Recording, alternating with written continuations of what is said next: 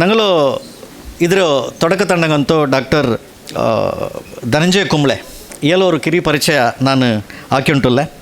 ಗಡಿನಾಡು ಕಾಸರಗೋಡು ಜಿಲ್ಲೆಯ ಕುಂಬ್ಳೆಯವರಾದ ಡಾಕ್ಟರ್ ಕುಂಬ್ಳೆ ಇವರು ಮಂಗಳೂರು ವಿಶ್ವವಿದ್ಯಾನಿಲಯದ ಯಕ್ಷಗಾನ ಅಧ್ಯಯನ ಕೇಂದ್ರದ ನಿರ್ದೇಶಕರಾಗಿ, ಕನಕದಾಸ ಸಂಶೋಧನಾ ಕೇಂದ್ರದ ಸಂಯೋಜಕರಾಗಿ, ಪ್ರಸಾರಾಂಗದ ಸಹಾಯಕ ನಿರ್ದೇಶಕರಾಗಿ ಕಾರ್ಯನಿರ್ವಹಿಸುತ್ತಿದ್ದಾರೆ. ಅರುಣಾಬ್ಜ ಮತ್ತು ಕುಮಾರವ್ಯಾಸ ತೌಲನಿಕ ಅಧ್ಯಯನ ಅವರ PhD ಗ್ರಂಥ. ಮೊದಲ ಪಾಪ, ನಾನು ಮತ್ತು ಆಕಾಶ, ಹಾಡು ಕಲಿತ ಹಕ್ಕಿಗೆ, ಅಣತೆ ಹಾಡು, ಕವನ ಸಂಕಲನಗಳು. ಕಜಂಪಾಡಿ ರಾಮ, ಪ್ರಗತಿಶೀಲ ಲೇಖಕ ನಿರಂಜನ, ಬಹುಭಾಷಾ ವಿದ್ವಾಂಸ ವೆಂಕಟರಾಜ ಪುಣಚಿತ್ತಾಯ, ವ್ಯಕ್ತಿಚಿತ್ರ ಕೃತಿಗಳು. ಕುಮಾರವ್ಯಾಸನ ಕಾಲನಿರ್ಣಯ, ಹೊಸ ಬೆಳಕು, ಐತಿಹ್ಯಗಳು, ಕಟ್ಟಿಕೊಡುವ ತುಳುನಾಡಿನ ಇತಿಹಾಸ. ಅರುಣಾಬ್ಜ ಮತ್ತು ಕುಮಾರವ್ಯಾಸ ತೌಲನಿಕ ಅಧ್ಯಯನ, ಷಡ್ಪದಿ ಸಾಹಿತ್ಯದಲ್ಲಿ ಜೀವನ ಮೌಲ್ಯಗಳು ಇವು ಸಂಶೋಧನಾ ಕೃತಿಗಳು. ನವೀನ ಎಂಬ ಕನ್ನಡದ ಮೊಟ್ಟಮೊದಲ ಅಂಚೆಕಾರ್ಡು ಪತ್ರಿಕೆಯ ಸಂಪಾದಕರು ಕೂಡ ಇವರು ಆಗಿದ್ದರು. ಪೇಜಾವರ ಸದಾಶಿವ ರಾವ್ ರಾಜ್ಯ ಮಟ್ಟದ ಪ್ರಶಸ್ತಿ, ಮುದ್ದಣ್ಣ ಕಾವ್ಯ ಪ್ರಶಸ್ತಿ, ಮಯೂರವರ್ಮ ಸಾಹಿತ್ಯ ಪ್ರಶಸ್ತಿ ಕೂಡ ಇವರು ಭಾಜನರಾಗಿದ್ದಾರೆ. ಸರ್, ನೀವು ಈ ನಮ್ಮ ಕಾರ್ಯಕ್ರಮಕ್ಕೆ ಬಂದು ಮಂಗಳೂರು ವಿಶ್ವವಿದ್ಯಾನಿಲಯದಲ್ಲಿ ಇದೇ ತಿಂಗಳ 28ನೇ ದಿನಾಂಕದಂದು ಘಟಿಕೋತ್ಸವ ಕೂಡ ನಡೀಲಿಕ್ಕಿದೆ. ಎಲ್ಲರೂ ಕೂಡ ಬಹಳ ಬ್ಯುಸಿ ಶೆಡ್ಯೂಲಲ್ಲಿದ್ದಾರೆ. ಸ್ವಲ್ಪವೂ ಕೂಡ ಸಮಯ ಸಿಗುವಂಥ ಪರಿಸ್ಥಿತಿಯಲ್ಲಿ ನಾವು ಇಲ್ಲ. ಆದರೂ ಕೂಡ ನಮ್ಮ ಮೇಲೆ ಇಟ್ಟಂಥ ಪ್ರೀತಿ ಮತ್ತು ಗೌರವದಿಂದ ನಮ್ಮ ಆಹ್ವಾನಕ್ಕೆ ಸ್ಪಂದಿಸಿ ಅವರು ಇವತ್ತು ನಮ್ಮ ಜೊತೆ ಸೇರಿಕೊಂಡಿದ್ದಾರೆ. ಈ ಕಾರ್ಯಕ್ರಮವನ್ನು ಉದ್ಘಾಟಿಸಲಿದ್ದಾರೆ. ತಮಗೆ ಇನ್ನೊಮ್ಮೆ ಬ್ಯಾರಿ ಅಧ್ಯಯನ ಪೀಠದ ಪರವಾಗಿ ತುಂಬ ಹೃದಯದ ಸ್ವಾಗತವನ್ನು ಬಯಸ್ತಾ ನನ್ನ ಮಾತನ್ನು ಮುಗಿಸ್ತೇನೆ. ಮಂಗಳೂರು ವಿಶ್ವವಿದ್ಯಾನಿಲಯದ ಬ್ಯಾರಿ ಅಧ್ಯಯನ ಪೀಠ ಇದರ ವತಿಯಿಂದ ಇವತ್ತು ಇಲ್ಲಿ PA ಕಾಲೇಜಿನಲ್ಲಿ ಬ್ಯಾರಿ ಜನಪದ ಪಿನ್ನೆ ವಚನ ಸಾಹಿತ್ಯ ಎನ್ನುವ ವಿಷಯದ ಕುರಿತು ಪ್ರಚಾರೋಪನ್ಯಾಸ ಕಾರ್ಯಕ್ರಮ ನಡೀತಾ ಇರೋದು ಭಾಳ ಸಂತೋಷದ ಸಂಗತಿ. ಈ ಸಮಾರಂಭದ ಅಧ್ಯಕ್ಷತೆಯನ್ನು ವಹಿಸಿದವರು ಸನ್ಮಿತ್ರರು, ಭಾಳ ಡೈನಮಿಕ್ ವ್ಯಕ್ತಿತ್ವದ ಹಿರಿಯರು ಆದ ಡಾಕ್ಟರ್ ಸರ್ಫರಾಜ್ ಸರ್ ಅವರಿದ್ದಾರೆ. ಹಾಗೆಯೇ ಈ ಬ್ಯಾರಿ ಅಧ್ಯಯನ ಪೀಠದ ಪ್ರೊಫೆಸರ್ ಸಿದ್ದಿಕ್ ಸರ್ ಅವರು ನಮ್ಮ ಜೊತೆಗಿದ್ದಾರೆ. ವೇದಿಕೆಯಲ್ಲಿ ಅನೇಕ ಹಿರಿಯರಿದ್ದಾರೆ. ನನಗೆ ಗುರು ಸಮಾನರಾದ ಇಸ್ಮಾಯಿಲ್ ಸರಿಂದ ತೊಡಗಿ ಅನೇಕ ಹಿರಿಯ ಸನ್ಮಿತ್ರರಾದ ಹಂಸ ಮಲಾರ್ ಅವರಿಗೆ ಅನೇಕ ಹಿರಿಯರು ವೇದಿಕೆಯಲ್ಲಿದ್ದೀರಿ. ಎಲ್ಲರಿಗೂ ಕೂಡ ಈಗಾಗಲೇ ಅವರ ಹೆಸರುಗಳನ್ನು ನೀವು ಕೇಳಿದ್ದೀರಿ, ಅದರಿಂದ ಮತ್ತೊಮ್ಮೆ ನಾನು ಪುನರುಚ್ಚರಿಸುವುದಿಲ್ಲ. ಎಲ್ಲರಿಗೂ ಅತ್ಯಂತ ಗೌರವದ ವಂದನೆಗಳನ್ನು ನಾನು ಸಮರ್ಪಿಸ್ತೇನೆ. ಮುಖ್ಯವಾಗಿ ನಾನಿವತ್ತು ನಿಯಾಜ್ ಅವರ ಮಾತುಗಳನ್ನು ಕೇಳಬೇಕು ಅಂತ ಇನ್ವಿಟೇಷನ್ ಬಂದಾಗ ಬಯಸಿದ್ದೆ. ಆದರೆ ಅನಿವಾರ್ಯವಾಗಿ ವಿಶ್ವವಿದ್ಯಾಲಯದಲ್ಲಿ ಘಟಿಕೋತ್ಸವದ ಒಂದು ಸಭೆ ಇರೋದರಿಂದ ನಾನು ಇರಲಿಕ್ಕೆ ಆಗ್ತಾಯಿಲ್ಲ. ಅದಕ್ಕೆ ಮೊದಲಿಗೆ ಅವರನ್ನು ನಾನು ಕ್ಷಮೆ ಕೇಳ್ತೇನೆ. ಅವರ ಮಾತುಗಳನ್ನು ಮತ್ತೆ ನಮ್ಮ ವಿದ್ಯಾರ್ಥಿ ಮಿತ್ರ ಸಲೀಂ ಬಂದಿದ್ದಾರೆ, ಅವರಲ್ಲಿ ಏನು ಮಾತಾಡಿದರು ಅಂತ ಕೇಳ್ಕೊಳ್ತೇನೆ. ಭಾಳ ಸಂತೋಷ ಆಗಿದೆ. ಸರ್ವ ಜನಾಂಗದ ಶಾಂತಿಯ ತೋಟ ಅಂತ ನಾಡಗೀತೆಯನ್ನು ಹಾಡುವಾಗ ಒಂದು ಸೊಲ್ಲು ಹೇಳಿದರು. ತೋಟಕ್ಕೆ ನೀರೆರೆಯುವ ಕೆಲಸ ಬಹಳ ಮುಖ್ಯ. ಅದು ಸಾಂಕೇತಿಕವಾಗಿ ನಾವು ಗಿಡಕ್ಕೆ ನೀರೆರೆಯುವುದರ ಮೂಲಕ ಏನು ಇವತ್ತು ಉದ್ಘಾಟನೆ ಮಾಡಿದ್ದೇವೋ ಅದು ನಮ್ಮ ರಾಷ್ಟ್ರಕವಿ ಕುವೆಂಪು ಅವರು ಮತ್ತು ನಾವೆಲ್ಲ ಭಾವಿಸುವ ಸರ್ವ ಜನಾಂಗದ ಶಾಂತಿಯ ತೋಟಕ್ಕೆ ನೀರೆರಿಬೇಕು ಎನ್ನುವ ಒಂದು ಆಶಯದ ಸಂಕೇತ ಅಂತ ನಾನು ಭಾವಿಸ್ತೇನೆ. ನಾವೆಲ್ಲ ಭಾರತ ಎನ್ನುವುದು ಅದು ಸರ್ವ ಜನಾಂಗದ ಶಾಂತಿಯ ತೋಟ. ಇದು ಬಹುತ್ವದ ನಾಡು. ಇಲ್ಲಿ ಎಷ್ಟು ಭಾಷೆಗಳಿದ್ದಾವೆ, ಎಷ್ಟು ಧರ್ಮಗಳಿದ್ದಾವೆ, ಎಷ್ಟೊಂದು ಸಂಸ್ಕೃತಿಗಳಿದ್ದಾವೆ. ಇಲ್ಲಿನ ಪರಿಸರ ವೈವಿಧ್ಯ ಎಂತಹುದು, ಇದೆಲ್ಲ ನಿಮಗೆ ನಾನು ವಿವರಿಸಿ ಹೇಳಬೇಕಾಗಿಲ್ಲ. ಯಾಕಂದರೆ ನಾವೆಲ್ಲ ಭಾರತದಲ್ಲಿ ಬದುಕ್ತಾ ಇರೋವರಿಗೆ ನಮಗಿದೆಲ್ಲ ಗೊತ್ತು. ಕರಾವಳಿಯ ಈ ಭಾಗವನ್ನು ನಾವು ನೋಡಿಕೊಂಡ್ರೆ ನಮ್ಗೆ ಗೊತ್ತಾಗುತ್ತೆ ಎಷ್ಟು ಭಾಷೆಗಳಿಲ್ಲಿ ಅಂತ, ಎಷ್ಟು ಭಾಷೆಗಳಿದ್ದಾವೆ. ಕನ್ನಡ ನಮ್ಮನ್ನೆಲ್ಲ ಆಳ್ತಾ ಬಂದ ಒಂದು ಭಾಷೆ. ಆದರೆ ನಾವೆಲ್ಲ ಮನೆ ಮಾತು ನಮ್ಮದು ಯಾರ್ದು ಕನ್ನಡ ಅಲ್ಲ. ನಾನು ಮನೆ ಮಾತು ತುಳುವ, ನಮ್ಮಲ್ಲಿ ಅನೇಕರು ಮನೆ ಮಾತು ಬ್ಯಾರಿ ಭಾಷೆಯವರು. ಇನ್ನು ಕೊಂಕಣಿ ಭಾಷೆ ಮಾತನಾಡುವವರು ಅನೇಕರಿದ್ದಾರೆ. ಈ ಭಾಗದಲ್ಲಿ ಅರೆ ಭಾಷೆ ಮಾತಾಡುವವರು ತುಂಬ ಜನ ಇದ್ದಾರೆ. ಇಲ್ಲಿ ಹವ್ಯಕ ಮಾತನಾಡುವವರಿದ್ದಾರೆ. ಇಲ್ಲಿ ಬೇರೆ ಬೇರೆ ಹೀಗೆ ಅನೇಕ ಭಾಷೆಗಳನ್ನು ಮಾತನಾಡುವ ಜನ ಇದ್ದಾರೆ. ಅಂದರೆ ಬಹುಭಾಷೆ ಎನ್ನುವುದು ಈ ನೆಲದ ಸಂಸ್ಕೃತಿ ಅಂತ. ಒಂದು ಭಾಷೆ, ನಾನು ಭಾಳ ನನಗೆ ನೆನಪಾಗ್ತದೆ ಇವತ್ತು ಈ ಕಾರ್ಯಕ್ರಮದಲ್ಲಿ ಭಾಗವಹಿಸುವಾಗ. ಸುಮಾರು ನಾನು BA ಓದ್ತಾ ಇದ್ದೆ, ನಿಮ್ಮ ಹಾಗೆ BA ಫೈನಲ್ ಇಯರ್ ಓದ್ತಾ ಇರುವ ದಿನಗಳಲ್ಲಿ ನಾವು ಕುಂಬ್ಳೆ ಶಾಲೆಯಲ್ಲಿ ಒಂದು ಕಾರ್ಯಕ್ರಮ ಮಾಡಿದ್ವಿ. ಆಗ ಬ್ಯಾರಿ ಸಾಹಿತ್ಯ ಅಕಾಡೆಮಿ ಆರಂಭ ಆಗಿರಲಿಲ್ಲ ಮತ್ತು ಆಗ BM ಇದೀನೊಬ್ಬರು ಮತ್ತು ಅಬ್ದುಲ್ ರಹಮಾನ್ MB ಹೌದು MB ಅಬ್ದುಲ್ ರಹಮಾನ್ ಅವರಿಬ್ಬರನ್ನು ನಾವು ಕುಂಬ್ಳೆ ಶಾಲೆಯಲ್ಲಿ, ನಾನು ಓದಿದ ಶಾಲೆಯಲ್ಲಿ ಕುಂಬ್ಳೆ ಹೈಸ್ಕೂಲ್ನಲ್ಲಿ, ನಾನಾಗ ಡಿಗ್ರಿ ಕಾಸರಗೋಡು ಗೌರ್ಮೆಂಟ್ ಕಾಲೇಜಲ್ಲಿ ಓದ್ತಾ ಇದ್ದೆ. ಆ ದಿನಗಳಲ್ಲಿ ಅವರನ್ನು ಕುಂಬ್ಳೆಗೆ ಕರೆದು ಬ್ಯಾರಿ ಭಾಷೆ ಮತ್ತು ಸಾಹಿತ್ಯ ಎನ್ನುವ ವಿಚಾರದ ಕುರಿತು ಒಂದು ವಿಚಾರ ಸಂಕಿರಣ ಮಾಡಿದ್ವಿ ನಾವು ಕುಂಬ್ಳೆ ಶಾಲೆಯಲ್ಲಿ. ಭಾಳ ಹಿಂದೆ ಆಯಿತು. ಇದನ್ನೊಬ್ಬರು ಬಂದು, ಆಗೆಲ್ಲ ನಾವು ಏನಂದರೆ ನಮಗೆ ಈ ಬ್ಯಾರಿ ಮಾತನಾಡೋದು, ಮಲಯಾಳಂ ಮಾತನಾಡೋದು ಅದೆಲ್ಲ ಒಂದೇ ಥರ ಕಾಣ್ತಿತ್ತು. ನಾವೆಲ್ಲ ನಮ್ಮ ಜೊತೆಗಿದ್ದ ಮೊಹಮ್ಮದನನ್ನು ತಮಾಷೆ ಮಾಡೋದಿತ್ತು, ನಿಮ್ಮ ಭಾಷೆ ಅದು ನಕ್ ನಿಕ್ ಅಂತ, ಒಕ್ಕು ಅಂತ. ನಮಗೆ ಒಕ್ಕು ಅಂತ ಮಾತ್ರ ಗೊತ್ತು. ಏನಂದರೆ ಈ ಶ್ರೇಣಿಯವರು ಯಕ್ಷಗಾನದಲ್ಲೆಲ್ಲ ಆಡುವಾಗ ಅವರು ಬಪ್ಪ ಬ್ಯಾರಿಯನ್ನು ಮಾಡುವಾಗ ಪದೇ ಪದೇ ಅವ್ರು ಚಂದ ಮಾತಾಡ್ತಾಯಿದ್ರು, ಅವ್ರು ಹೋಗ್ತಾಯಿದ್ರು ತುಂಬ. ಅವರು ಇದನ್ನು ಕೇಳಿಸಿಕೊಂಡು ನಾವು ಭಾಳ ಅದನ್ನು ಸಂಭ್ರಮಿಸ್ತಾ ಇದ್ವಿ. ಆ ಕಾಲದಲ್ಲಿ ಅವರು ಬಂದು ತುಂಬ ನಾವು ಆಸಕ್ತರು ಕೆಲವೆಲ್ಲ ಸೇರಿಕೊಂಡಿದ್ದೆವು. ಈಗ ಪ್ರಜಾವಾಣಿಯಲ್ಲಿ ವಿಕ್ರಮ್ ಕಾಂತಿಕೆರೆ ಅಂತ ಒಬ್ಬರಿದ್ದಾರೆ, ಅವರು TN ಖಂಡಿಗೆ ಅಂತ, ನಾವೆಲ್ಲ ಒಟ್ಟು ಗೆಳೆಯರು. ನಾವೆಲ್ಲ ಸೇರಿ ಈ ಸಭೆಯನ್ನು ಮಾಡುವಾಗ ಅನೇಕರು ನಮಗೆ ಕೇಳಿದ್ದುಂಟು, ಇದು ಎಂಥದ್ದು, ಇದು ಹೀಗೊಂದು ಹೊಸ್ತು ಅಂತ. ಆ ಕಾಲದಲ್ಲಿ ಬ್ಯಾರಿ ಭಾಷೆಯ ಬಗೆಗೆ, ಬ್ಯಾರಿ ಸಾಹಿತ್ಯದ ಬಗೆಗೆಲ್ಲ ಒಂದು ಎಚ್ಚರವೇ ಇಲ್ಲದ ಕಾಲದಲ್ಲಿ ನಮ್ಮ ಊರಿನ ಇದೀನೊಬ್ಬರು, ನಮ್ಮ ಈ ಭಾಗದ ಅಬ್ದುಲ್ ರಹಮಾನ್ರು, ಅವರು ಕಾಸರಗೋಡಿನಂಥ ಊರಿಗೆ ಬಂದು ಈ ಕುರಿತು ಮಾತನಾಡಿ ಒಂದು ಅವೇರ್ನೆಸ್ ಕ್ರಿಯೇಟ್ ಮಾಡಿದರು. ಇದು ಭಾಳ ದೊಡ್ಡ ಸಂಗತಿ ಅಂತ ನಾನು ಭಾವಿಸ್ತೇನೆ. ಅಂದರೆ ಒಂದು ಭಾಷೆಯನ್ನು ಅದಕ್ಕೊಂದು ಜೀವ ಕೊಡಬೇಕಿದ್ರೆ, ಅದಕ್ಕೊಂದು ವ್ಯಕ್ತಿತ್ವ ಕೊಡಬೇಕಿದ್ರೆ, ಆ ಭಾಷೆಯನ್ನು ಆಡುವ ಜನ ಪ್ರೀತಿಯಿಂದ ಅದನ್ನು ಪ್ರಸಾರ ಮಾಡುವ, ಅದರ ಬಗ್ಗೆ ಅಭಿಮಾನ ಮಾಡುವ ಕೆಲಸಗಳಾಗಬೇಕು.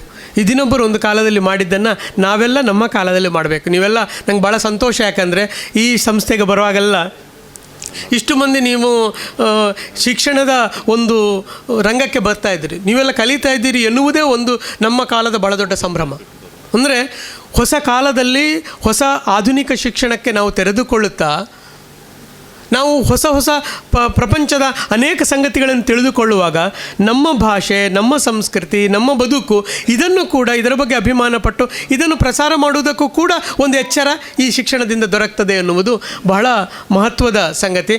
ಆ ಹಿನ್ನೆಲೆಯಿಂದ ಈ ಏನು ಸಮಾರಂಭದಲ್ಲಿ ಭಾಗಿಕೊಳ್ಳುವುದು ನನಗೆ ಬಹಳ ಸಂತೋಷವನ್ನುಂಟು ಮಾಡುವ ಒಂದು ಸಂಗತಿ. ಮಾಪಿಳ್ಳೆ ಬೇರೆ, ಬ್ಯಾರಿ ಬೇರೆ ಅಂತ ಅವತ್ತು ಇದನ್ನೊಬ್ಬರು ಹೇಳಿದರು. ನಾವು ಮಾಪಿಳ್ಳೆ ನಮಗೆಲ್ಲ ಆ ಕಾಲದಲ್ಲಿ ಹೇಗೆಂದರೆ ಎಲ್ಲ ಮಾಪಿಳ್ಳೆ, ತುಂಬ ಮಾಪ್ಳೆ ಅಂತ ನಾವು ಲೋಕಲ್ ಭಾಷೆಯಲ್ಲಿ ಮತ್ತು ಮಾಪ್ಳೆ. ನಾವೆಲ್ಲ ಈ ಮಾತನಾಡುವ ಯಾರು ಮುಸ್ಲಿಮ್ಸ್ ಮಾತಾಡ್ತಾರೆ ಇದೆಲ್ಲ ಒಂದೇ ಭಾಷೆ ಅಂತ ಭಾವಿಸಿದ್ವಿ. ನಮಗೆ ಈ ಮಾಪಿಳ್ಳೆ ಬೇರೆ, ಬ್ಯಾರಿ ಬೇರೆ ಇದೆಲ್ಲ ಗೊತ್ತಿರಲಿಲ್ಲ ಅಂತ.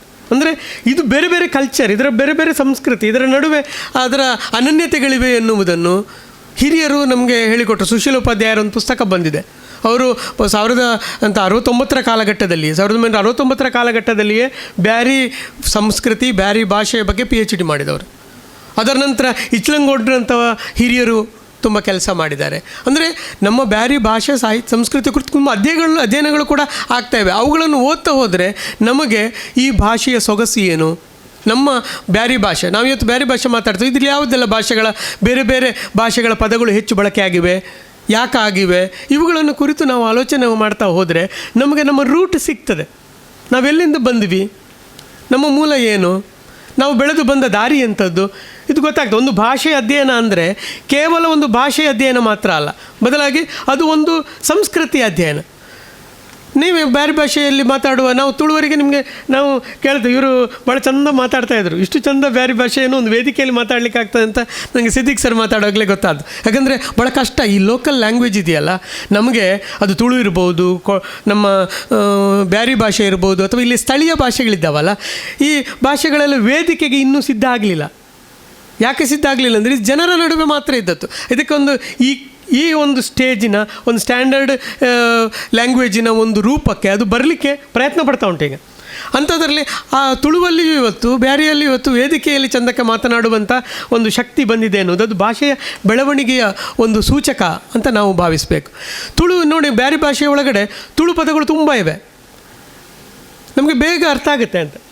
ಯಾಕಂದರೆ ತುಳುವರಿಗೆ ಬೇರೆ ಭಾಷೆ ಭಾಳ ಬೇಗ ಅರ್ಥ ಆಗುತ್ತೆ, ಯಾಕಂದರೆ ಅದರ ನಡುವೆ ತುಳು ಪದಗಳು ತುಂಬ ಬರ್ತವೆ. ನಮಗೆ ಅದನ್ನು ಮಲಯಾಳ ಬರುವವರಿಗೆ ಬೇಗ ಇದು ಫೀಲ್ ಆಗುತ್ತೆ, ನಮ್ಮದು ಅಂತ ಅನ್ನಿಸ್ಲಿಕ್ಕೆ ಶುರು ಆಗುತ್ತೆ. ಯಾಕಂದರೆ ಅದಕ್ಕೊಂದು ಮಲಯಾಳಂನ ಟೋನ್ ಇದೆ, ತುಳುವಿನ ಪದಗಳ ಜಾಸ್ತಿ ಇದೆ, ಆದರೆ ಮಲಯಾಳಂನ ಟೋನ್ ಇದೆ. ಇದೆರಡನ್ನು ಒಂದು ತನ್ನ ಒಳಗೆ ಸ್ವೀಕಾರ ಮಾಡಿಕೊಂಡು ಈ ಭಾಷೆ ಬೆಳೆದಿದೆ. ಅದರ ನಡುವೆ ಬೇರೆ ಬೇರೆ ಭಾಷೆಗಳಿದ್ದಾವೆ, ಅರಬಿಕ್ ಪದಗಳು ಮತ್ತು ಉರ್ದು ಪದಗಳೆಲ್ಲ ಬೇರೆ ಬೇರೆ ಸಹಜ. ಒಂದು ಭಾಷೆ ಅದು ಬೆಳೀತಾ ಹೋಗುವಾಗ ಅನೇಕ ಪದಗಳನ್ನು ಸ್ವೀಕಾರ ಮಾಡ್ತಾ ಬೆಳೀತೀವಿ. ಇವತ್ತು ತುಳುವಿನಲ್ಲಿ ಬ್ಯಾರಿ ಪದಗಳು, ಬ್ಯಾರಿಯಲ್ಲಿ ತುಳು ಪದಗಳು, ಹೀಗೆ ಬೆರಕೆಗೊಳ್ಳುತ್ತಾ ಸಾಗುವ ಒಂದು ಪ್ರಕ್ರಿಯೆ ನಡೀತದೆ. ಯಾಕಂದರೆ ನಾವೆಲ್ಲ ಒಟ್ಟಿಗೆ ಬಹು ಭಾಷಿಕರು, ನಾವೆಲ್ಲ ಒಟ್ಟಿಗೆ ಬದುಕುವಾಗ ಹೀಗೆ ಕೊಡುಕೊಳ್ಳುವಿಕೆಗಳು ನಮ್ಮ ನಡುವೆ ನಡೀತಾ ಇರ್ತದೆ ಅನ್ನುವುದನ್ನು ಬಹಳ ಮುಖ್ಯವಾಗಿ ನಾವು ಗಮನಿಸಬೇಕು. ಅಂದರೆ ಬ್ಯಾರಿ ಎನ್ನುವ ಪದ ಹೇಗೆ ಬಂತು ಎನ್ನುವುದರ ಕುರಿತು ಕೂಡ ಭಾಳ ದೊಡ್ಡ ಚರ್ಚೆ ಇದೆ. ಅದನ್ನು ಕೂಡ ತುಳುವಿನ ಬ್ಯಾರದಿಂದ ಅದು ಬ್ಯಾರಿ ಬಂತು. ಅಂದರೆ ಬ್ಯಾರ ಮಾಡ್ತಾಯಿದ್ರು, ವ್ಯಾಪಾರ ಭಾಳ ಮುಖ್ಯ ಕುಲಕಸುಬಾಗಿತ್ತು ಬ್ಯಾರಿಗಳದ್ದು. ಆದ್ದರಿಂದ ಬ್ಯಾರ ಮಾಡ್ತಾಯಿದ್ರು ಅವರ ಬ್ಯಾರಿಗಳು ಅಂತ ಒಂದು ಚರ್ಚೆಯನ್ನು ಸುಶೀಲೋಪಾಧ್ಯಾಯರು ಎತ್ತುತ್ತಾರೆ. ಇರ್ಬೋದು ಏನೋ, ಹೌದಾ? ನಾವು ಪ್ರಶ್ನೆ ಮಾಡಬೇಕು. ನಾವು ಯಾರೋ ಸಂಶೋಧಕರು ಹೇಳಿದಂತ ಒಪ್ಪಬೇಕಾಗಿಲ್ಲ. ಹೌದಾ, ನಿಜವಾಗಿ ಬ್ಯಾರಿಗಳ ಕುಲಕಸುಬು ಬ್ಯಾರವೇ ಆಗಿತ್ತಾ, ಅಲ್ಲ ಬೇರೆ ಏನಾದರೂ ಆಗಿತ್ತಾ, ಬ್ಯಾರಿಗಳ ನಿಜವಾದ ಕುಲಕಸುಬು ಏನಾಗಿತ್ತು? ಈ ಥರದ ಪ್ರಶ್ನೆಗಳನ್ನು ನಾವು ಇಟ್ಟುಕೊಂಡು ನಾವು ಪ್ರವೇಶ ಮಾಡಿದರೆ ಈ ಮಾತುಗಳ ಅರ್ಥ ಏನು ಅನ್ನೋದನ್ನು ಗ್ರಹಿಸಲಿಕ್ಕೆ ಸಾಧ್ಯ ಆಗುತ್ತೆ. ಅದಲ್ಲದೆ ಇನ್ನೊಂದು ಬಹಾರಿ ಎನ್ನುವ ಪದದಿಂದ ಬಂತು ಅಂತಲೂ ಒಂದು ಉಲ್ಲೇಖ ಇದೆ. ಬಹಾರಿ ಎನ್ನುವ ಅದು ಪದದ ಅರ್ಥ ಸಮುದ್ರ ದಾಟುವವ ಅಂತ ಅರ್ಥ ಅಲ್ಲ, ಅರೇಬಿಕಲ್ಲಿ.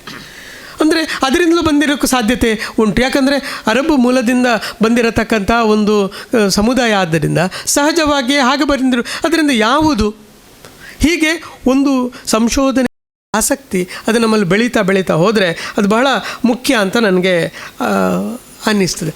ನಮ್ಮಲ್ಲಿ ಕರಾವಳಿಯ ಈ ಭಾಗದಲ್ಲಿ ಈ ಬಹುಭಾಷಿಕತೆ ಇರುವುದು ನಮಗೆ ಅನೇಕ ಸಂದರ್ಭಗಳಲ್ಲಿ ಲಾಭ ಆಗಿದೆ, ಅನೇಕ ಸಂದರ್ಭಗಳಲ್ಲಿ ಅದರಿಂದ ನಷ್ಟವೂ ಆಗಿದೆ, ಕಷ್ಟವೂ ಆಗಿದೆ. ಯಾಕಂದರೆ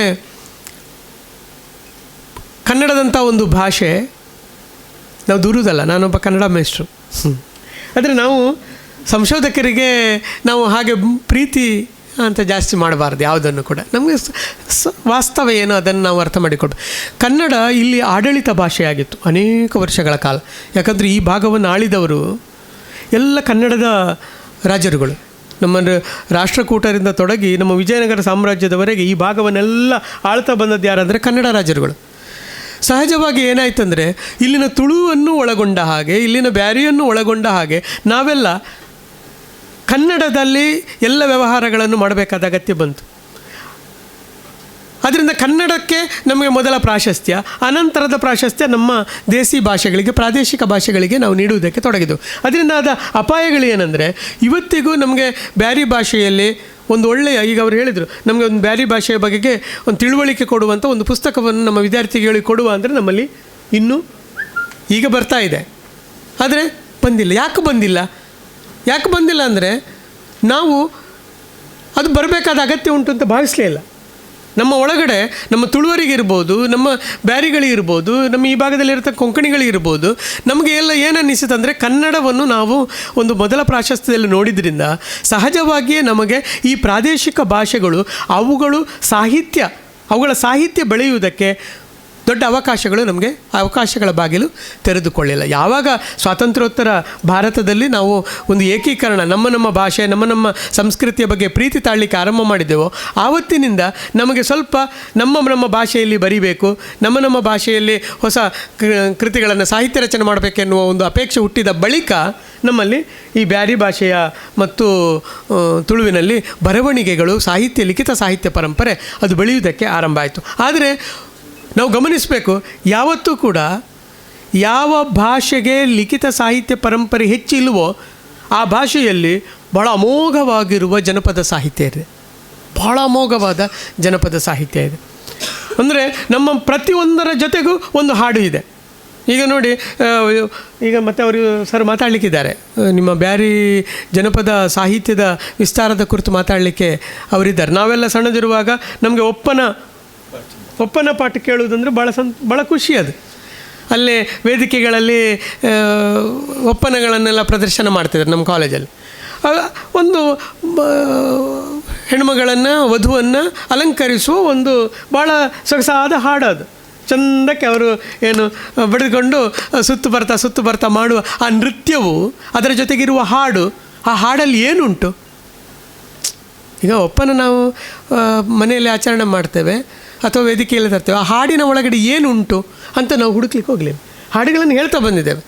ಅಂದರೆ ಆ ಹಾಡುಗಳಲ್ಲಿ ಏನುಂಟು ಅಂತ ತಿಳ್ಕೊಂಡ್ರೆ ಆಗ ನಮ್ಮ ಬದುಕು ಅದರಲ್ಲಿ ಹೇಗೆ ವ್ಯಕ್ತ ಆಗಿದೆ ಅಂತ ಅರ್ಥ ಮಾಡಿಕೊಳ್ಳಿಕ್ಕಾಗುತ್ತೆ. ತುಂಬ ಅಂಥದ್ದು ತುಂಬ ಸಂಗತಿಗಳು. ಈಗ ಮಂಗಲ ಪಾಠ, ಅದರ ಮದುವೆಯ ಒಂದು ಕ್ರಿಯೆಯ ಜೊತೆಗೇ ತುಂಬ ಪಾಠಗಳಿದ್ದಾವೆ. ಅದು ಚಮೆಯ ಪಾಠ, ಮದುಮಗಳನ್ನು ಸಿಂಗರಿಸುವಾಗ ಹಾಡುವ ಪಾಠ, ಬಂದಿ ಪಾಠ, ಗಂಡು ಹಾರ ಹಾಕುವಾಗ ಒಂದು ಹಾಡು ಹಾಡ್ತಾರೆ, ಅದನ್ನು ದಾಖಲಿಸಿದ್ದಾರೆ. ಗಂಡು ಹಾರ ಹಾಕುವ ನೋಡಿ, ಇದು ಒಂದು ವಿಶಿಷ್ಟವಾದ, ಬೇರೆಯಲ್ಲಿಯೂ ನಾವು ಯಾವ ಕಮ್ಯುನಿಟಿಯಲ್ಲೂ ಹಾಗೆ ನೋಡಿದ್ದಿಲ್ಲ ನಾನು. ಗಂಡು ಹಾರ ಹಾಕುವಾಗ ಅದಕ್ಕೊಂದು ಪಾಠ, ಹಾಗೆಯೇ ಪಾಲಪಾಟು, ಒಪ್ಪನ ಪಾಟು, ಪೇತು ಪಾಟು, ಪ್ರಸವಕ್ಕೆ ಮಗುವಿಗೆ ಸುಖ ಪ್ರಸವ ಆಗಲಿ ಅಂತ ಪ್ರಾರ್ಥಿಸುವ ಪಾಠಗಳಿದ್ದಾವೆ. ಒಂದು ನಾವು ಹೇಗೆ ಬದುಕನ್ನು ಸಂಭ್ರಮಿಸ್ತಾ ಇದ್ದೇವೆ ಅಂತ ನಮ್ಮ ಉದ್ದಕ್ಕೂ. ಈಗ ಇದು ಮದರಂಗಿ ಹಾಕುವಾಗ ಮೈಲಾಂಜಿ ಪಾಠಗಳು, ಇಂಥ ಪಾಠು ನೋಡಿ ನೀವು, ಎಷ್ಟು ನಮ್ಮ ಜನಪದರು ಎಷ್ಟು ಅದ್ಭುತವಾಗಿ ಅವರಿಗೊಂದು ಜ್ಞಾನ ಇತ್ತು ಅಂತ. ಆ ಹಾಡುಗಳಿಗೆಲ್ಲ ಒಂದು ನಿಯತವಾದ ತಾಳ ಇದೆ, ತಾಳಬದ್ಧವಾದ ರಚನೆಗಳು ಅವುಗಳು, ಯಾವುದೂ ಕೂಡ ತಾಳಬದ್ಧ, ಯಾಕಂದರೆ ತಾಳ ಬಡಿದುಕೊಂಡೇ ಹಾಡುವ ಇಂಥ ಪಾಠಗಳ ಒಂದು ಪರಂಪರೆ ನಮ್ಮ ಕರಾವಳಿಯಲ್ಲಿದೆ. ಅದು ಹಿಂದೂಗಳಲ್ಲಿಯೂ ಇದೆ, ಅದು ಬ್ಯಾರಿಗಳಲ್ಲಿಯೂ ಇದೆ. ಅಂದರೆ ಈ ಭಾಗದಲ್ಲಿ ಪಾಠಗಳ ಒಂದು ಪರಂಪರೆ, ಅವುಗಳನ್ನು ಕುರಿತು ನಾವು ಅಧ್ಯಯನ ಮಾಡಿ ಮಾಡಬೇಕಾದಂಥ ತುಂಬ ಸಂಗ್ರಹ ಇದೆ. ಅದರಿಂದ ಬ್ಯಾರಿ ಭಾಷೆಯಲ್ಲಿ ಒಂದು ಸಮೃದ್ಧವಾದ ಒಂದು ಜಾನಪದ ಸಾಹಿತ್ಯ ಇದೆ. ಅದರ ಕುರಿತಾದಂಥ ಅಧ್ಯಯನ, ಅದರ ಕುರಿತಾದಂಥ ತಿಳುವಳಿಕೆ ನೋಡಿ. ವಿದ್ಯಾರ್ಥಿಗಳು ನೀವಿಷ್ಟು ಜನ ಇದ್ದೀರಿ, ನೀವು ಮಾಡಬಹುದಾದ ಕೆಲಸ ಅದ್ಭುತ ಇದೆ. ಏನಂದರೆ ನಿಮಗೆ ಈಗ ನಾವು ಹೊಸ ತಲೆಮಾರು ನಾವು ಯಾರಿದ್ದೇವೆ, ನಮಗೆ ಈ ಪಾಠಗಳು ಅಥವಾ ಈ ಜನಪದ ಸಾಹಿತ್ಯ ನಮ್ಮಿಂದ ದೂರ ಆಗ್ತಾ ಉಂಟು. ಆದರೆ ನಮ್ಮ ಮನೆಗಳಲ್ಲಿ ಇದನ್ನು ಮಾಡ್ತಾ ಇದ್ದವರಿದ್ದಾರೆ. ಇನ್ನೂ ನಮ್ಮ ಅಪ್ಪ ಅಮ್ಮನಿಗೆ, ನಮ್ಮ ಅಜ್ಜ ಅಜ್ಜಿಗೆ ಈ ಪಾಠಗಳು ಗೊತ್ತಿವೆ. ನಿಮ್ಮ ಕೈಯಲ್ಲಿ ಮೊಬೈಲ್ ಇದೆ, ನಿಮ್ಮ ಮೊಬೈಲ್ನ ಮೂಲಕ ಅವರ ಆ ಪಾಠಗಳನ್ನು ಸಂಗ್ರಹ ಮಾಡೋದು, ಈ ನಿಮ್ಮ ಮನೆಗಳಲ್ಲಿ ಆಗತಕ್ಕಂಥ ಇಂಥ ಆಚರಣೆಗಳನ್ನು ಪೂರ್ತಿ ವಿಡಿಯೋ ಮಾಡೋದು, ಅವುಗಳನ್ನೆಲ್ಲ ನೀವು ಯೂಟ್ಯೂಬ್ಗೆ ಅಪ್ಲೋಡ್ ಮಾಡಿಬಿಟ್ರೆ ಒಂದು ದೊಡ್ಡ ಅಗಾಧವಾದ ಒಂದು ಬ್ಯಾರಿ ಜಗತ್ತು ಅದು ಲೋಕಕ್ಕೆ ಸಿಗುವುದಕ್ಕೆ ಸಾಧ್ಯ. ಆದ್ದರಿಂದ ಜನಪದ ಸಾಹಿತ್ಯದ ಸಂಗ್ರಹದ, ಅದರ ದಾಖಲೀಕರಣದ ಕೆಲಸವನ್ನು ಯುವ ತಲೆಮಾರು ಭಾಳ ಪ್ರೀತಿಯಿಂದ ಮಾಡಬೇಕಾದ ಅಗತ್ಯ ಇದೆ. ತುಂಬ ಸಂಗತಿಗಳನ್ನು ಮಾಡ್ಬೋದು. ಈಗ ಕುಲಕಸುಬುಗಳ ಬಗ್ಗೆ ಬ್ಯಾರಿಗಳು ಏನೇನು ಮಾಡ್ತಾಯಿದ್ರು, ಯಾವ್ಯಾವ ಉದ್ಯೋಗಗಳನ್ನು ಮಾಡ್ತಾಯಿದ್ರು ಅವರು. ನಮ್ಮಲ್ಲಿ ಮೀನುಗಾರರಾಗಿ ಭಾಳ ದೊಡ್ಡ ಮೀನುಗಾರಿಕೆಯ ಜೊತೆಗೆ, ಕಡಲಿನ ಜೊತೆಗೆ ಬ್ಯಾರಿಗಳ ಸಂಬಂಧ ಹೇಗೆ? ಇಡೀ ಈ ಮೀನುಗಾರಿಕೆಯ ಜೊತೆಗೆ ಇರುವಾಗ ಈ ಬ್ಯಾರಿ ಸಮುದಾಯದ ಆ ಮೀನುಗಾರಿಕೆಯಲ್ಲಿ ತೊಡಗಿಕೊಂಡಿರತಕ್ಕಂಥ ಕುಟುಂಬಗಳೇನಿವೆ ಅವರು ನಡೆಸತಕ್ಕಂಥ ಆಚರಣೆಗಳು, ಅವರ ನಂಬಿಕೆಗಳು ಯಾವುದರ, ಕಡಲಿನ ಜೊತೆಗಿನ ನಂಬಿಕೆಗಳು. ಸಿಂಪಲ್, ಕಡಲು ಮತ್ತು ನಾವು ಮೀನನ್ನು ಹಿಡಿದು ಬದುಕಬಹುದು. ಆದರೆ ಆ ಕಡಲಿನ ಬಗೆಗೆ ಇರುವ ಗೌರವ ಏನು, ಕಡಲನ್ನು ನಾವು ಹೇಗೆ ನೋಡ್ತೇವೆ, ಅದರ ಜೊತೆಗೆ ಈ ಮೀನುಗಾರಿಕೆ ಜೊತೆಗಿರುವ ಬೇರೆ ಬೇರೆ ಪದಗಳು, ಬ್ಯಾರಿ ಪದಗಳು ವಿಶಿಷ್ಟ ಆದಿರ್ತವೆ. ಅಂದರೆ ನಾವು ಮೀನುಗಾರಿಕೆ ಸಂದರ್ಭದಲ್ಲಿ ನಾವು ಮಾಡುವ ಬೇರೆ ಬೇರೆ ಕ್ರಿಯೆಗಳಿರ್ತಾವಲ್ಲ, ಬೇರೆ ಬೇರೆ ಕೆಲಸಗಳಿರ್ತಾವಲ್ಲ, ಅದಕ್ಕೆ ಅದರದ್ದೇ ಆದಂಥ ಪಾರಿಭಾಷಿಕ ಪದಗಳಿರ್ತವೆ. ಅವುಗಳನ್ನು ಹೆಕ್ಕುವುದು, ಇಂಥ ತುಂಬ ಕೆಲಸ ಮಾಡಲಿಕ್ಕೆ ಸಾಧ್ಯ ಉಂಟು. ಅದೆಲ್ಲ ಯಾಕೆ? ನಮ್ಮ ಮನೆಯಲ್ಲೇ ಆಭರಣಗಳು ಎಷ್ಟಿಲ್ಲ. ಬ್ಯಾರಿ ಸಮುದಾಯ ಭಾಳ ಅದ್ಭುತವಾದ ಆಭರಣ ಸಂಸ್ಕೃತಿಗೆ ಹೆಸರಾದವರು. ನಮ್ಮಲ್ಲಿ ಕಿವಿಯಿಂದ ಅಲಿಕತ್ತಿನಿಂದ ತೊಡಗಿ ನಾವು ಹಾಕಿಕೊಳ್ಳತಕ್ಕಂಥ ಬೇರೆ ಬೇರೆ ಆಭರಣಗಳಿಗೆ ಎಷ್ಟು ಹೆಸರುಗಳಿವೆ, ಎಷ್ಟು ವೈವಿಧ್ಯಮಯವಾದಂಥ ಆಭರಣಗಳಿವೆ. ಈ ಆಭರಣಗಳ ಕುರಿತು ಆಭರಣಗಳ ಹೆಸರುಗಳನ್ನೇ ನಾವು ಮರ್ತಿದ್ದೇವೆ. ಅಂಥದ್ರಲ್ಲಿ ನೀವೆಲ್ಲ ಅದನ್ನು ಈ ಕುರಿತು ಅಂದರೆ ತುಂಬ ವಿಸ್ತಾರವಾದ ಒಂದು ಜನಪದ ಜಗತ್ತು ಇದೆ. ಒಂದು ಸಮುದಾಯ ಅಂದರೆ ಅದು ಕರಾವಳಿಯಲ್ಲಿ ಯಾವಾಗ ಒಂದು ಲಿಖಿತ ಸಾಹಿತ್ಯ ಪರಂಪರೆ, ಒಂದು ಶೈಕ್ಷಣಿಕವಾದ ಆವರಣ ಸಿಗದೇ ಇರುವ ಭಾಷೆಗಳು, ಅವರ ಆ ಭಾಷೆಗಳ ನಡುವೆ ಒಂದು ಅಪಾರವಾದ ಜನಪದ ಸಂಸ್ಕೃತಿ ಶ್ರೀಮಂತಿಕೆ ಇದೆ. ಅದನ್ನು ಬೆಳಕಿಗೆ ತರುವುದಷ್ಟೇ ನಾವು ಈ ನಮ್ಮ ಸಂಸ್ಕೃತಿ, ನಮ್ಮ ಭಾಷೆಯನ್ನು ಒಂದು ಜಗತ್ತಿಗೆ ತೋರಿಸುವುದಕ್ಕಿರುವ ಬಹಳ ಪ್ರಮುಖವಾದ ದಾರಿ. ಆ ಹಿನ್ನೆಲೆಯಿಂದ ಇವತ್ತಿನ ಈ ಪ್ರಚಾರೋಪನ್ಯಾಸ ಬಹಳ ಮಹತ್ವದ ಸಂಗತಿ ಅಂತ ನಾನು ಭಾವಿಸ್ತೇನೆ. ಹಾಗೆಂತೇಳಿ ಲಿಖಿತ ಸಾಹಿತ್ಯ ಪರಂಪರೆ ಕಡಿಮೆ ಆಗಿದೆ ಅಂತಲ್ಲ, ಹಂಸಮಲಾರ್ ಅವರು ನನ್ನನ್ನು ಬೈದಾರು, ನೀವು ಏನು ಗೊತ್ತಿಲ್ಲ ನಿಮಗೆ ಅಂತ. ಬೇರೆ ಭಾಷೆಯಲ್ಲಿ ತುಂಬ ಬರವಣಿಗೆಗಳು ಬಂದಿವೆ. 70ರ ದಶಕದ ಈಚೆಗೆ ನೋಡಿ ಮಕ್ಕಳೇ, ನಮ್ಮಲ್ಲಿ ಶಿಕ್ಷಣ ವ್ಯವಸ್ಥೆ ಬಂದ ಬಳಿಕ ಬಹಳ ತಡವಾಗಿ ಮುಸ್ಲಿಮರು ಶಿಕ್ಷಣ ವ್ಯವಸ್ಥೆಯ ಒಳಗಡೆ ಬಂದರು. ನಮ್ಮಲ್ಲಿ ದಲಿತರು, ನಮ್ಮಲ್ಲಿ ಮುಸ್ಲಿಮರು, ನಮ್ಮಲ್ಲಿ ಸ್ತ್ರೀಯರು ಇವರೆಲ್ಲ ಶಿಕ್ಷಣ ವ್ಯವಸ್ಥೆಗೆ ಬರುವುದಕ್ಕೆ ಅಷ್ಟು ಸುಲಭದಲ್ಲಿ ಬರಲಿಕ್ಕೆ ಆಗಲಿಲ್ಲ ನಮ್ಮ ಸಾಮಾಜಿಕ ವ್ಯವಸ್ಥೆಯ ನಡುವೆ. ಆದರೆ ಯಾವಾಗ ಒಂದು 60-65ರ ಕಾಲಕ್ಕೆ 45-50ರ ನಂತರ, ಒಂದು 60ರ ನಂತರ ಸ್ವಲ್ಪ ಹೆಚ್ಚು ಮೂಮೆಂಟ್ ಬಂತದ್ದು. ನಾವೆಲ್ಲ ಶಾಲೆಗೆ ಹೋಗಲಿಕ್ಕೆ ಶುರು ಮಾಡಿದೆವು.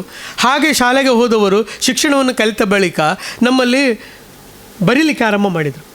ತುಂಬ ಮುಸ್ಲಿಂ ಲೇಖಕರು ಸುಮಾರು 70ರ ದಶಕದಲ್ಲಿ ಬಳಕೆಗೆ ಬರಲಿಕ್ಕೆ ಶುರು ಆಗ್ತಾರೆ. ನಮ್ಮಲ್ಲಿ ಸಾರಾ ಅಬೂಬಕರ್ ಇರ್ಬೋದು, ನಮ್ಮಲ್ಲಿ ಬಳುವಾರು ಮೊಹಮ್ಮದ್ ಕುಂಜಿ ಇರ್ಬೋದು, ಅಂತ ತುಂಬ ಜನರ ಹೆಸರುಗಳನ್ನು ಇವತ್ತು ನಾವು ಹೇಳ್ಬೋದು. ನಿಸಾರ್ ಅಹಮದ್ ಇರ್ಬೋದು. ಇಂಥ ಅನೇಕರು ಅವರೆಲ್ಲ ಒಂದು 50-60ರ ಕಾಲಘಟ್ಟದಲ್ಲಿ ಶಿಕ್ಷಣಕ್ಕೆ ಪ್ರವೇಶ ಮಾಡಿದವರು ಬರೀಲಿಕ್ಕೆ ಶುರು ಮಾಡಿದರು. ಆ ಬರೀಲಿಕ್ಕೆ ಶುರು ಮಾಡಿದ ಬಳಿಕ ಒಂದು ಅಪೂರ್ವವಾದ ಒಂದು ಮುಸ್ಲಿಂ ಸಂವೇದನೆ ಒಂದು ಕನ್ನಡ ಸಾಹಿತ್ಯದ ಒಳಗೆ ಪ್ರವೇಶವನ್ನು ಪಡೆಯಿತು.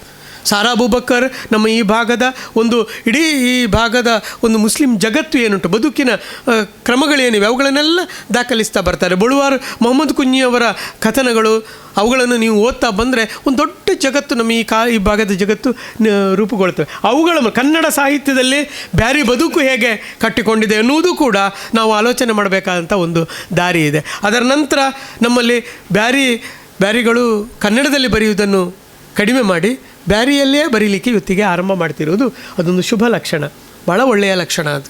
ಯಾಕಂದರೆ ನಮ್ಮ ಭಾಷೆಯಲ್ಲಿ ನಾವು ಬರೆದಾಗ ಅದು ಸತ್ವಪೂರ್ಣ ಆಗಿರ್ತದೆ. ಕುವೆಂಪು ಅವರಿಗೆ ಅವರ ಆರಂಭದಲ್ಲಿ ಇಂಗ್ಲೀಷ್ ಕವಿತೆಗಳನ್ನು ಬರೆದಾಗ ಐರಿಷ್ ಕವಿಯೊಬ್ಬ ಹೇಳಿದಂತೆ, ನೀವು ನಿನ್ನ ಮಾತೃಭಾಷೆಯಲ್ಲೇ ಬರೀಬೇಕು ಅಂತ, ನೀನು ಕನ್ನಡದಲ್ಲಿ ಇಂಗ್ಲೀಷಲ್ಲಿ ಬರೆಯುವುದಲ್ಲ. ಯಾಕಂದರೆ ಇಂಗ್ಲೀಷಲ್ಲಿ ಚೆನ್ನಾಗಿ ಬರೀತಿ, ಆದರೆ ನಿನ್ನ ಹೃದಯದ ಭಾಷೆ ಕನ್ನಡ, ಅದನ್ನು ನೀನು ಕನ್ನಡದಲ್ಲಿ ಬರೆದ್ರೆ ಅದು ನಿಜವಾದ ನಿನ್ನ ಮನಸ್ಸಿನ ಭಾವನೆಗಳನ್ನು ಚೆನ್ನಾಗಿ ಹೇಳ್ತದೆ ಅಂತ. ಹಾಗೇನೆ ನಾವು ಇವತ್ತು ಅರ್ಥ ಮಾಡಿಕೊಳ್ಬೇಕಾದ್ದು ಐರಿಷ್ ಕವಿ ಕುವೆಂಪುಗೆ ಹೇಳಿದ ಮಾತು ಅದು ನಮಗೆಲ್ಲರಿಗೂ ಹೇಳಿದ ಮಾತು ಅಂತ ನಾವು ಭಾವಿಸಬೇಕು.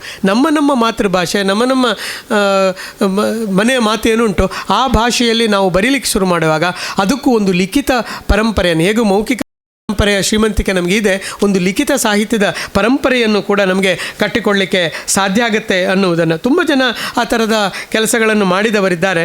ನಮ್ಮಲ್ಲಿ ನಾನು ಈಗಾಗಲೇ ಹೆಸರಿಸಿದ ಹೆಸರುಗಳಲ್ಲದೆ ತುಂಬ ಜನ ಇಂಥವುಗಳನ್ನು ಮಾಡಿದವರಿದ್ದಾರೆ. ನಾವೇ ಸಂಶುದ್ದೀನ್ ಮಡಿಕೇರಿ ಅವರದ್ದು ಕೃತಿಗಳನ್ನು ನಾವು ಮಾಡಿದ್ದೇವೆ. ರಹೀಮ್ ಬಿಸಿರೋಡ್ ಅವರ ಹೆಸರುಗಳನ್ನು ಕೇಳಿದ್ದೇವೆ. ಮೊಹಮ್ಮದ್ ಬಡ್ಡೂರು ಇದ್ದಾರೆ. ಹಂಸಮಲಾರ್ ಹೌದು, ನಮ್ಮ ಈ ಕಾಲದ ಬಹಳ ಒಳ್ಳೆಯ ಲೇಖಕರು. ನಾನು ಅದನ್ನು ಮತ್ತೆ ಪ್ರಸ್ತಾಪ ಮಾಡುವೆ. ನಮ್ಮ ಈ ಕಡೆಯಲ್ಲಿ ಹಂಸಮಲಾರ್ ಮತ್ತು ಇನ್ನೂ ಕೆಲವರು ನಮಗೀಗ ಇಲ್ಲಿದ್ದಾರೆ. ನಮ್ಮಲ್ಲಿ ಇಸ್ಮತ್ ಫಜೀರ್ ಅವರು ಮತ್ತು ಮುಸ್ತಫಾ ಅಂತ ಒಬ್ಬ ನಮ್ಮ ಹುಡುಗ ಭಾರಿ ಅದ್ಭುತವಾಗಿ ಬರೀತಾರೆ, ಮುಸ್ತಫಾ ಅಂತ. ನಮ್ಮ ಸಲೀಂ ಕೂಡ ಒಳ್ಳೆಯ ಬರಹಗಾರ, ಬರೀಲಿಕ್ಕೆ ಒಳ್ಳೆಯ ಯುವ ಪ್ರತಿಭೆ. ನೀವು ಬಳಕೆ ಮಾಡ್ಬೋದು, ಬೆಣ್ಣು ತಟ್ಟಬೇಕು. ಇಂಥ ಅನೇಕರು ನಮ್ಮ ನಡುವೆ ಇದ್ದಾರೆ. ಆದ್ದರಿಂದ ಈ ಹೊಸ ಕಾಲದಲ್ಲಿ ಒಂದು ಮುಸ್ಲಿಂ ಬ್ಯಾರಿ ಸಾಹಿತ್ಯ, ಲಿಖಿತ ಸಾಹಿತ್ಯವು ಬೆಳೆಯಬೇಕೆನ್ನುವ ಒಂದು ಅಪೇಕ್ಷೆ ತುಂಬ ವ್ಯಾಪ್ತವಾಗಿದೆ ಮತ್ತು ಅದನ್ನು ಪ್ರಚೋದಿಸುವ, ಅದರ ಬಗೆಗೆ ಗಟ್ಟಿ ದನಿಯಲ್ಲಿ ನೋಡಿ, ಹಂಸಮಲಾರಂಥವರು ತುಂಬ ಅದ್ಭುತವಾದ ಓದು ಉಳ್ಳವರು ಮತ್ತು ಇದರ ಕುರಿತು 10 ಜನರಿಗೆ ಹೇಳಬಲ್ಲ. ನಾನು ಏನಾದರೂ ಕೇಳಿದರೆ, ಮೊನ್ನೆ ಯಾರೋ ಕೇಳ್ತಾಯಿದ್ರು ಬ್ಯಾರಿ ಮದುವೆಗಳ ಕುರಿತು ಅಧ್ಯಯನ ಮಾಡ್ತಾ ಇದ್ದಾರೆ, ನನಗೆ ಸ್ವಲ್ಪ ವಿವರಣೆ ಬೇಕು ಅಂತ. ನಾನು ಹಂಸಮಲಾರ ನಂಬರ್ ಕೊಟ್ಬಿಟ್ಟಿದ್ದೆ, ನೀವು ಅವರನ್ನು ನೀವು ಕೇಳಿ. ಅಂದರೆ ಹೀಗೆ ನಾವು ಹೇಳಬಹುದಾದಂಥ ವ್ಯಕ್ತಿತ್ವಗಳು ಇವತ್ತು ಬ್ಯಾರಿ ಸಾಹಿತ್ಯದಲ್ಲಿ ರೂಪುಗೊಳ್ತಾ ಇದ್ದಾರೆ ಎನ್ನುವುದು ಬಹಳ ಬಹಳ ಮಹತ್ವ ಮಹತ್ವದ ಸಂಗತಿ ವಿದ್ಯಾರ್ಥಿಗಳೇ, ನಾವು ಗಮನಿಸಬೇಕು. ಇದು ಸೌಹಾರ್ದದ ನಾಡು. ನಾವು ಯಾವತ್ತಿದ್ರೂ ನಮ್ಮ ಮನಸ್ಸಿನ ಒಳಗಡೆ ಇರಬೇಕಂತ ಬೀಜ ಏನಂದರೆ ಇದು ಸೌಹಾರ್ದದ ನಾಡು. ಗೊತ್ತ, ನಾವೆಲ್ಲ ಪ್ರೀತಿಯಿಂದ ಪರಸ್ಪರ ಗೌರವದಿಂದ ಬದುಕಬೇಕು. ಏನು ನಮ್ಮ ರಾಜಕೀಯ ನಮ್ಮ ವಾತಾವರಣಗಳು ತುಂಬ ನಮ್ಮ ಮನಸ್ಸುಗಳನ್ನು ಹಾಳು ಮಾಡ್ತಾ ಇವೆ. ನೀವು ಎಚ್ಚರದಲ್ಲಿ ಗಮನಿಸಬೇಕು. ನಮ್ಮ ತುಳುನಾಡು ನೋಡಿ, ಬ್ಯಾರಿಗಳು ಭಾಳ ಕ್ರಿಸ್ತಪೂರ್ವ 1ನೇ ಶತಮಾನದಿಂದಲೇ ಅರಬರಿಗೆ ನಮ್ಮ ಈ ನಾಡಿನ ಜೊತೆಗೆ ಸಂಪರ್ಕ ಬೆಳೆಯಿತು. ಅವತ್ತಿನಿಂದ ಈ ಬ್ಯಾರಿ ಸಮುದಾಯಗಳು ಅದು ಈ ತುಳುನಾಡಿನೊಳಗೆ ಬೆರೆತು ಬಾಳ್ತಿವೆ. ನೀವು ನಮ್ಮ ಬಪ್ಪನಾಡು ಕ್ಷೇತ್ರದ ಕಥೆಯನ್ನು ಕೇಳಿದರೆ ಅಲ್ಲಿ ಒಬ್ಬ ಬಪ್ಪ ಬ್ಯಾರಿ ಬರ್ತಾನೆ. ಬಪ್ಪ ಬ್ಯಾರಿಯನ್ನು ಭಾಳ ಗೌರವದಿಂದ ಪೂಜಿಸುವ ಸಂಗತಿಗಳನ್ನು ಇಲ್ಲೇ ಅರಿಕಾಡಿ ಅಂತ ಇದೆ, ನನ್ನ ಊರದು ಕುಂಬಳೆ ಹತ್ತಿರ ಅರಿಕಾಡಿ ಅಂತ. ಆಲಿ ಚಾಮುಂಡಿ ದೈವ ಇದೆ ಅಲ್ಲಿ. ಆಲಿಯನ್ನು ಕೂಡ ಚಾಮುಂಡಿಯ ಜೊತೆಗೆ ಪೂಜಿಸುವ, ಆಲಿಗೆ ಅತ್ಯಂತ ಹೆಚ್ಚು ಗೌರವ ಸಲ್ಲುವ ಕ್ರಿಯೆಗಳು ನಡೀತಾ ಇವೆ. ಇಂಥ ಬಬ್ಬರಿಯನ ಕಥೆ ನೀವು ಕೇಳಿದ್ದೀರಿ. ನಮ್ಮಲ್ಲೇ ಉದ್ಯಾವರದಂಥ ಇಲ್ಲಿ ದೈವಾರಾಧನೆ ಆಗುವಾಗ ಮಸೀದಿಗೆ ಹೋಗಿ ಮಸೀದಿಯವರು ಭಾಳ ಪ್ರೀತಿ ಗೌರವದಿಂದ ಸ್ವಾಗತಿಸಿ ಭಾಳ ಗೌರವವನ್ನು ಕೊಡುವಂಥದ್ದನ್ನು ನೋಡಿದ್ದೇವೆ. ಇಂಥ ಒಂದು ನಮ್ಮ ಈ ನಾಡಿನಲ್ಲಿ ತುಳು ಸಂಸ್ಕೃತಿ ಮತ್ತು ಬ್ಯಾರಿ ಸಂಸ್ಕೃತಿ ಪರಸ್ಪರ ಕೈಗೆ ಕೈ ಜೋಡಿಸಿ ಇಲ್ಲಿ ಬೆಳೆದು ಬಂದದ್ದನ್ನು ನಾವು ಗಮನಿಸಬೇಕು. ಒಂದು ಸೌಹಾರ್ದದ ನಾಡು ಇದು. ನಾನು ನಿಮ್ಮಲ್ಲಿ ಇಷ್ಟು ಹೊತ್ತು, ನನ್ನ ಮಾತುಗಳು ದೀರ್ಘ ಆದವೇನೋ, ಇಷ್ಟು ಹೊತ್ತು ಪ್ರೀತಿಯಿಂದ ಮಾತನಾಡಿದ್ದು ಯಾಕಂದರೆ ವಿದ್ಯಾರ್ಥಿಗಳೇ, ನಮ್ಮ ಮನಸ್ಸಿನ ಒಳಗಡೆ ನಾವು ಬಿತ್ತಿಕೊಳ್ಬೇಕಾದ ಸಂಗತಿ ಇದು. ಏನಂದರೆ ನಮ್ಮ ಸಂಸ್ಕೃತಿ, ನಮ್ಮ ಭಾಷೆ, ಅದರ ಬಗೆಗೆ ನಾವು ಅಭಿಮಾನ ಇರಬೇಕು. ಜೊತೆಗೆ ನಾವೆಲ್ಲ ಸೌಹಾರ್ದದಿಂದ ಬದುಕಬೇಕು ಎನ್ನುವ ಭಾವನೆಯನ್ನು ನಮ್ಮ ಮನಸ್ಸಿನೊಳಗೆ ನಾವು ಆ ಬೀಜವನ್ನು ಬಿತ್ತಬೇಕು. ಆ ಬೀಜಕ್ಕೆ ಸದಾ ನೀರೇರಿತಾ ಇರಬೇಕು. ಆದರೆ ಅದು ಬೆಳೀತದೆ. ಈ ನಾಡು, ಕರಾವಳಿಯ ಈ ನಾಡು, ಅದು ಬಹು ಸಂಸ್ಕೃತಿಯ ಬಹು ಸೌಹಾರ್ದದ ಒಂದು ನಾಡಾಗಿ ಉಳೀಲಿ ಅಂತ ಆಶಿಸ್ತಾ ನನ್ನ ಮಾತುಗಳನ್ನು ಮುಗಿಸ್ತೇನೆ. ನಮಸ್ಕಾರ.